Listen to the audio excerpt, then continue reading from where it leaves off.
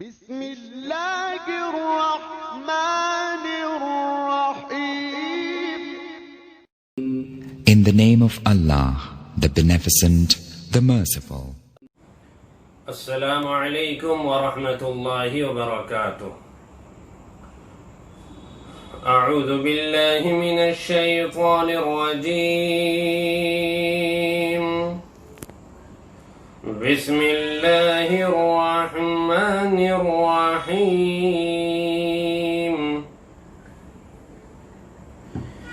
یا ایہا الذین آمنوا اذکروا نعمت اللہ علیکم اذ جاءتکم جنود فأرسلنا عليهم ريحا وجنودا لم تروها وكان الله بما تعملون بصيرا. صدق الله العظيم.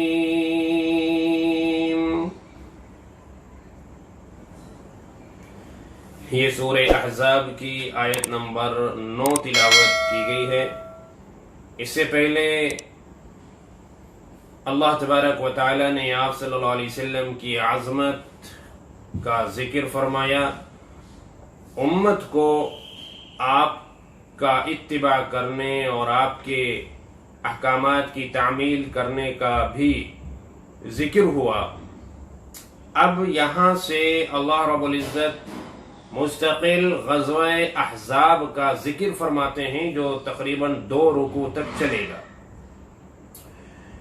غزوہ احزاب کا دوسرا نام غزوہ خندق بھی ہے.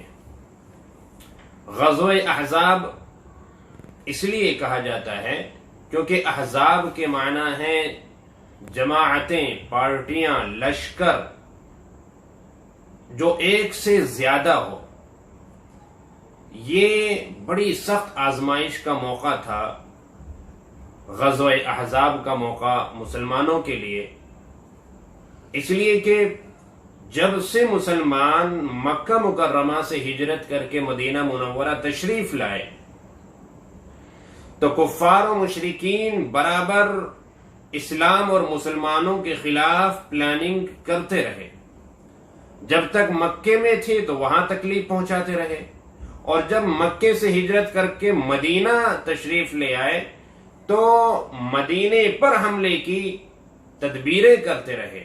یہی وجہ ہے کہ ہجرت کے اگلے سال یعنی سن 2 ہجری میں جنگ بدر کا واقعہ پیش آیا، اور سن 3 ہجری میں شوال کے مہینے میں جنگ احد کا واقعہ پیش آیا، اور سن 4 ہجری میں اور ایک روایت کے مطابق 5 ہجری میں یہ غزوہ خندق اور غزوہ احزاب کا واقعہ پیش آیا. غزوہ بدر میں بھی مسلمانوں کی تعداد ان کے مقابلے میں کم تھی، غزوہ احد میں بھی کم رہی، اور غزوہ احزاب میں بھی یعنی غزوہ خندق میں بھی بہت کم رہی. غزوہ بدر میں صرف 313 تھے جبکہ دوسری طرف 1000.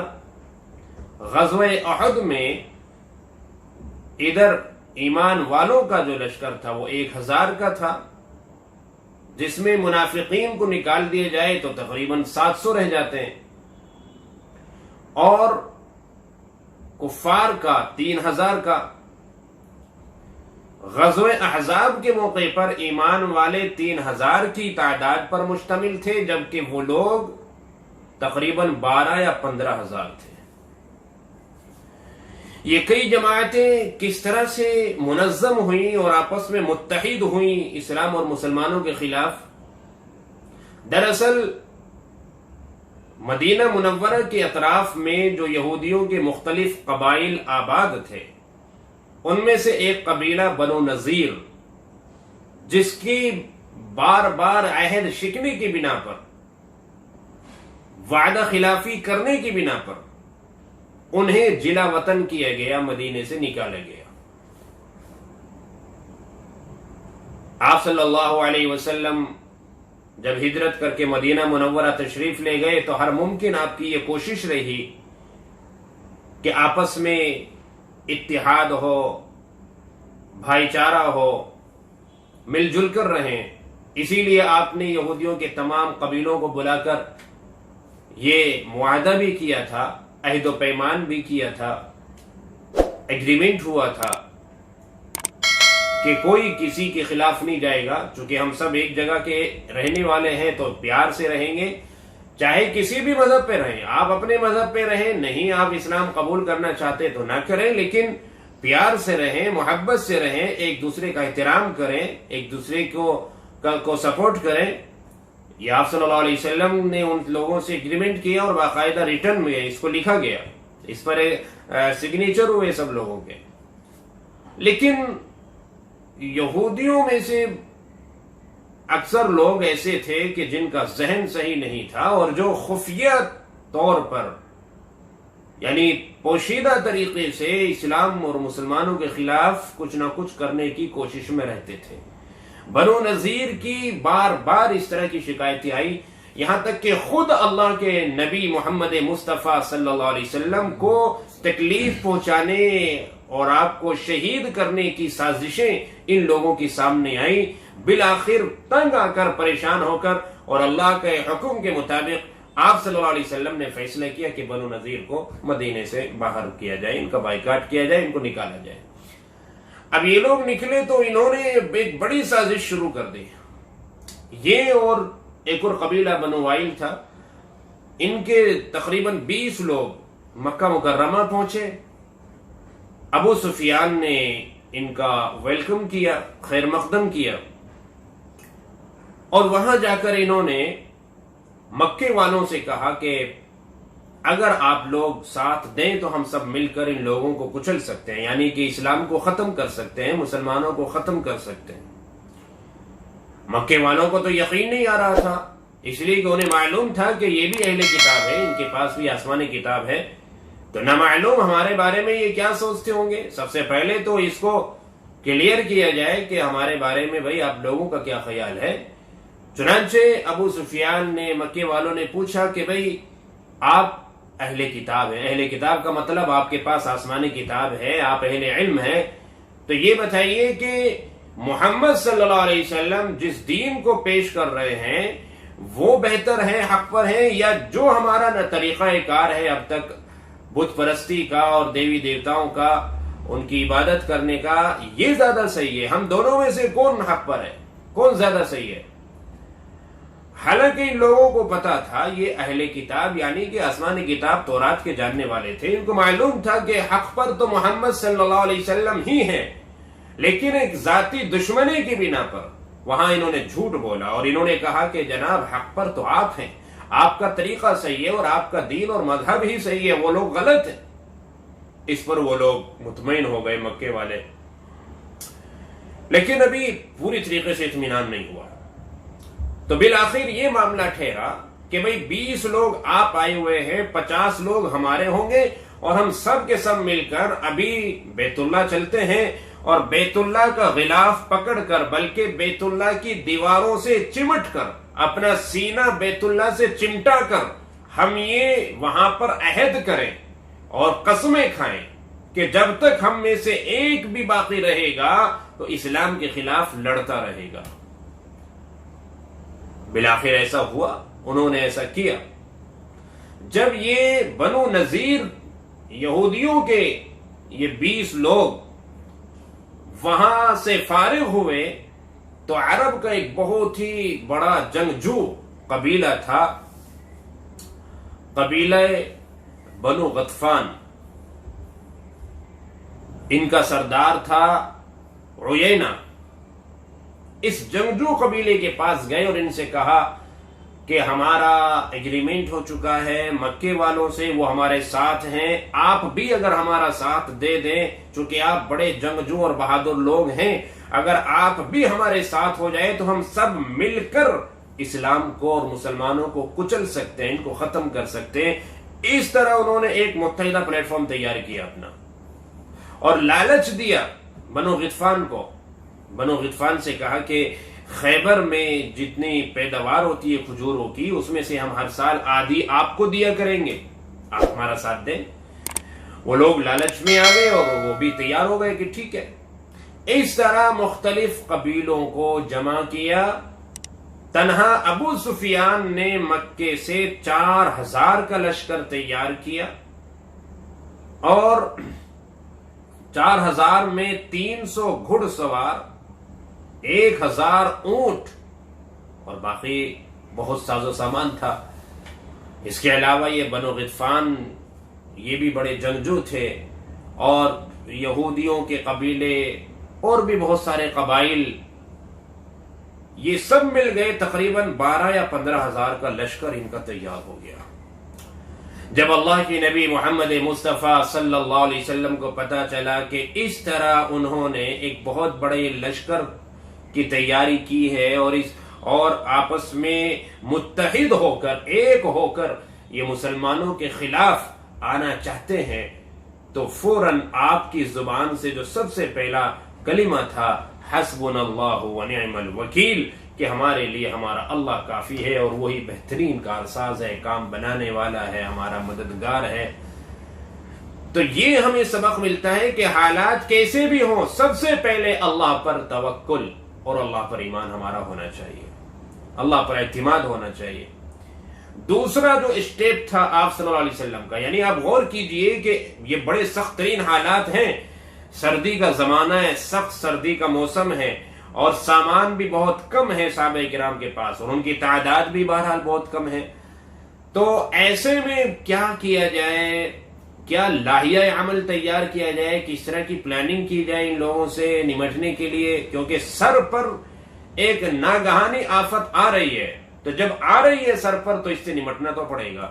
آپ غور کیجئے، چاہے جنگ بدر کا موقع ہو، جنگ احد کا موقع ہو، جنگ خندق کا موقع ہو، کسی بھی موقع پر آپ صلی اللہ علیہ وسلم نے یا صحابہ کرام نے پہل نہیں کی ہے، بلکہ جب سر پر کوئی جنگ آ پڑی تو پھر اس کا مقابلہ کیا ہے. اور پھر تو یقیناً کرنا بھی چاہیے، چونکہ بزدلی تو اسلام نہیں سکھاتا. چنانچہ سب سے پہلے تو آپ کی زبان سے جو کلمات نکلے حسبنا اللہ ونعم الوکیل. آپ نے پھر جو دوسرا کام یہاں کیا اس وقت، انصار صحابہ، مہاجرین صحابہ، ان سب کو آپ نے جمع کیا اور جمع کر کے ان سے مشورہ کیا، ان کو حالات سے آگاہ کیا گیا، سچویشن بتائی گئی کہ یہ سچویشن ہے اور بہت بڑا خطرہ ہے مدینے کے لیے. تو ایسے میں کیا کیا جائے؟ کسی نے کچھ رائے دی، کسی نے کچھ رائے دی. تو انہی میں ایک صحابی بھی تھے، اس میٹنگ کے اندر ایک صحابی بھی تھے، حضرت ابو سفیان، نعوذ باللہ ابو سفیان نہیں، حضرت سلمان فارسی. حضرت سلمان فارسی بھی موجود تھے. تو حضرت سلمان فارسی، چونکہ اللہ تبارک و تعالیٰ نے بڑی لمبی عمر دی تھی سلمان فارسی کو اور بڑا تجربہ تھا ان کے پاس، تمام صحابہ کرام میں سب سے لمبی عمر والے ہوئے ہیں تو سلمان فارسی ہوئے ہیں. اللہ نے 300 سال کی عمر ان کو دی، 300 سال. انہوں نے اب سے پہلے بہت ساری جنگیں دیکھی، بہت سارے بادشاہوں کے عروج اور زوال کو دیکھا، یعنی ان کی بادشاہت کو دیکھا. اور جب تک آپ صلی اللہ علیہ وسلم تشریف نہیں لائے تھے اس سے پہلے وہ عیسائیت پر تھے، جو اس وقت برحق تھا، عیسائیت مذہب جو حق پر تھا، جو لوگ ان کے ساتھ یہ رہتے تھے. تو اس طرح بہت ہی چونکہ تجربے کار تھے تو انہوں نے تجربہ بتایا اپنا اور کہا کہ یا رسول اللہ صلی اللہ علیہ وسلم، جب اہل فارس پر اس طرح کی کوئی پریشانی آیا کرتی تھی تو ہم لوگ کیا کیا کرتے تھے وہاں فارس میں، ایران میں، کہ ہم اپنے ارد گرد چاروں طرف گہری خندقیں کھود لیا کرتے تھے، خندق کھائیاں کھود لیا کرتے تھے بہت گہری، کہ جس سے اس پار سے اس پار کوئی دشمن نہ آ سکے. بچاؤ کی ایک یہ تدبیر ہم اختیار کرتے تھے. تو سلمان فارسی کی یہ رائے آپ صلی اللہ علیہ وسلم کو پسند آئی اور آپ نے یہ طے کر لیا کہ ہم بھی ایک خندق کھودیں گے تاکہ مکے سے اور باہر سے جو لوگ آنے والے ہوں گے اندر، وہ اندر نہ آ سکے. چنانچہ یہ طے ہو گیا. آپ صلی اللہ علیہ وسلم صحابہ کرام کے ساتھ خود تشریف لائے اس جگہ پر جہاں خندق کھودنی تھی، جہاں وہ کھائی کھودنی تھی، جس کی کھدائی کرنی تھی. چنانچہ جبل سلا، وہاں ایک پہاڑ ہے اب بھی موجود ہے، اس پہاڑ سے لے کر اور دوسرے ایک پہاڑ تک، بیچ کا جتنا بھی گیپ تھا تقریباً یہ 3.5 کلومیٹر، 3.5 میل، تو 3.5 میل کا تقریباً 5.5 کلومیٹر بنے گا، تو یہ 5.5 کلومیٹر کا فاصلہ تھا اس پہاڑ سے اس پہاڑ تک، یہ بند کرنا تھا تاکہ ادھر سے کوئی ادھر مدینے میں نہ آ سکے۔ آپ صلی اللہ علیہ وسلم نے اپنے ہاتھ سے خود لائن کھینچی کہ یہاں سے آپ کھدائی شروع کریں اور وہاں تک لے جائیں۔ 10 صحابہ کرام کی ایک ٹیم بنائی آپ نے، پہلے تو 2 جماعتیں بنائی، ایک انصار صحابہ کی جماعت اور ایک مہاجرین صحابہ کی جماعت، دونوں کے الگ الگ جھنڈے بنائے گئے۔ جو مہاجرین تھے ان کا جھنڈا حضرت زید بن ثابت رضی اللہ عنہ کے حوالے کیا گیا، اور انصاری صحابہ کا جو جھنڈا تھا وہ سعد ابن عبادہ کے حوالے کیا گیا۔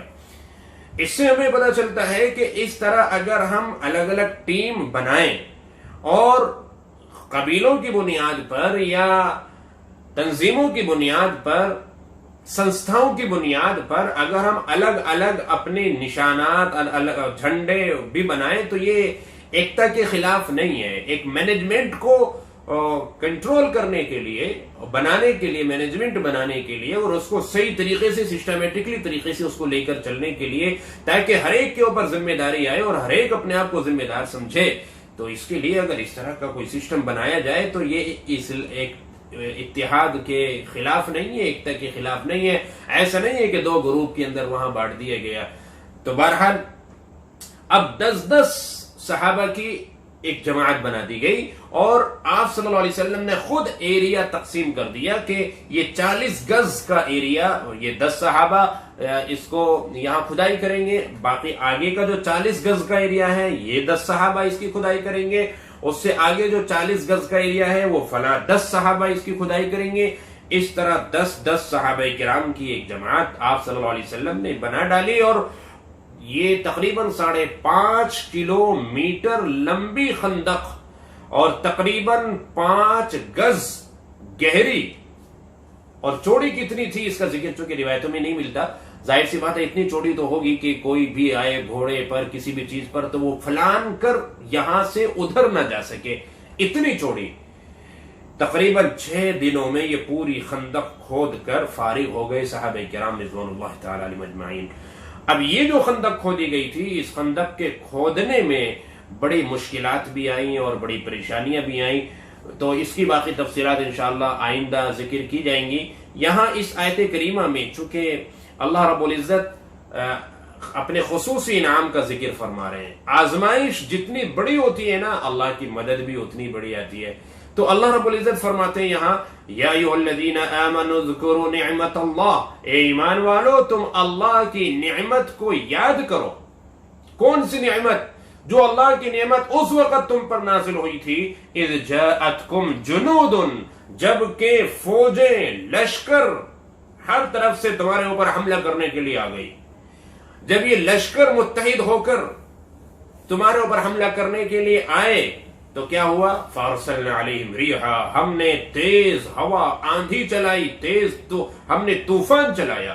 یہ پوروا ہوا تھی، ٹھنڈا موسم ہے، سردی ہے، کانپ رہے لوگ، اور پوروا ہوا، اور اتنی تیز کہ خیمے اکھڑ گئے، ہانڈیاں الٹ گئی، آگ بجھ گئی جس سے وہ تاپ رہے تھے یا کھانا بنا رہے تھے، گھوڑے اپنی رسیاں چھڑا کر بھاگنے لگے، ایسا عجیب ماحول ہو گیا۔ ایک تو اللہ پاک نے اس طرح سے مدد فرمائی مسلمانوں کی، ایمان والوں کی، کہ ایک قدرتی اللہ پاک نے آفت نازل کر دی، ایک تیز ہوا اللہ نے چلا دی، اور دوسری طرف وَجُنُودًا لَمْ تَرَوْهَا، ایک لشکر ہم نے اتارا۔ یہ لشکر تھا فرشتوں کا لشکر، جو ایمان والوں کو نظر نہیں آ رہا تھا، صحابہ کرام کو نظر نہیں آ رہا تھا، لیکن کفار و مشرکین کو نظر آ رہا تھا، ان کے اوپر رعب ڈالنے کے لیے۔